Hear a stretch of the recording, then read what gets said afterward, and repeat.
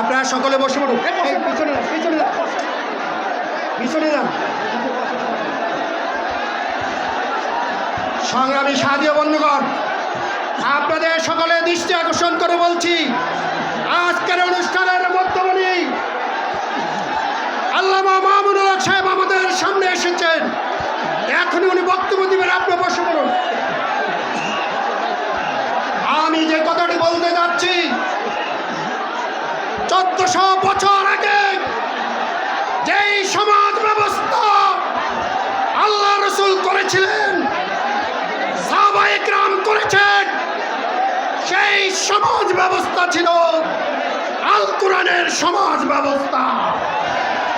যদি মহাগ্রন্থ আল কোরআনকে দিয়ে আমাদের ব্যক্তিগত জীবন পরিচালনা করতে পারি, তাহলে আমাদের ব্যক্তিগত জীবন সুন্দর হবে।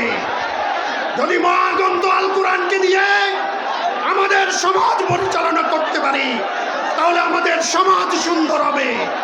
মহাগ্রন্থ আল কোরআনকে দিয়ে যদি রাষ্ট্র পরিচালনা করতে পারি, তাহলে আমাদের রাষ্ট্র সুন্দর হবে।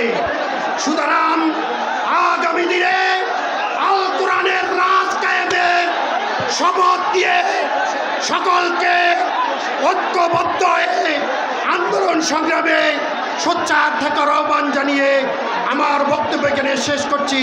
নাসরুম মিনাল্লাহি ওয়া ফাতহুন করিম।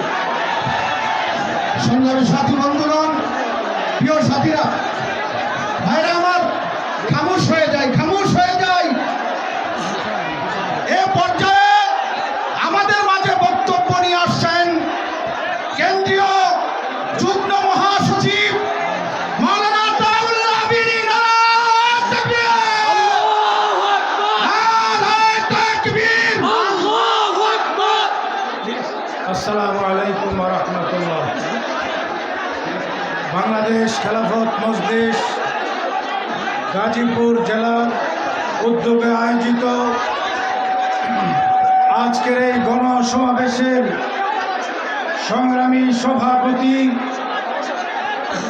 আজকের এই গণসমাবেশের প্রধান অতিথি, বাংলাদেশ খেলাফত মজলিসের মজলুম মহাসচিব, কারা নির্যাতিত আলেম, শেখুল হাদিস ইবনে শেখুল হাদিস আল্লামা মামুনুল হক হাফিজাহুল্লাহ সহ সংগঠনের কেন্দ্রীয় নেতৃবৃন্দ, জেলা নেতৃবৃন্দ, মহানগর নেতৃবৃন্দ,